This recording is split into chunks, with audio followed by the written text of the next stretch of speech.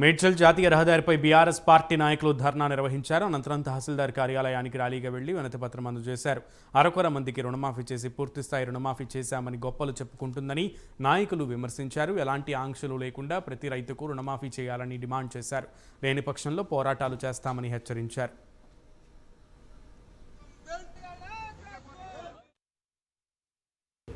రైతుల రుణమాఫీ కోసము కాంగ్రెస్ ప్రభుత్వం చేసినటువంటి ద్రోహమే అనుకోండి. వాళ్ళు ఏదేదో చెప్పి 100% వాళ్ళు అందరు రైతులకు రుణమాఫీ చేస్తామని చెప్పి ఏదో అక్కడక్కడ కొంతమంది చేసి ప్రతి కుటుంబానికి చేస్తామని చెప్పినటువంటి ప్రభుత్వము ఏదో మా మండల్లో మొత్తము 1400 మంది రైతులు ఉంటే కేవలం 500 మంది మాత్రమే రుణమాఫీ అయింది.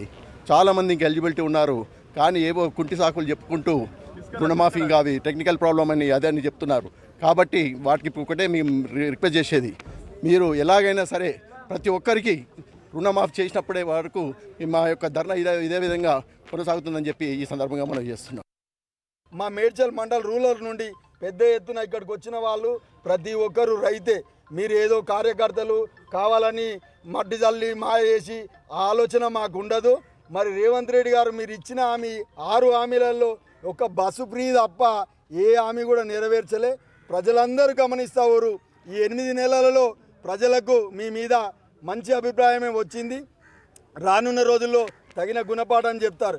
ఎక్కడ పోయి అడిగినా మాకు సారే కావాలి, కేసీఆరే కావాలని ప్రతి రైతు అంటుండు. రైతు ఏడ్చిన రాజ్యం ఉండదు, ఎద్దేడ్చిన యువతం ఉండదని మీకు తెలుసు. మరి ప్రజలను ఇబ్బంది పెట్టి మరి మాట తప్పిన మాటలు పెట్టి రైతులకు ఆకాంక్షలు పెట్టి ఐటీ కడితే ఇయ్యం, తెల్ల రేషన్ కార్డు ఉంటే ఇయ్యం, అది ఏదో ముందే చెప్పాలి. రుణమాఫీ అన్నప్పుడు తెల్ల రేషన్ కార్డు లేని వాళ్ళకు రుణమాఫీ చేయము, ఐటీ కట్టిన వాళ్ళకు రుణమాఫీ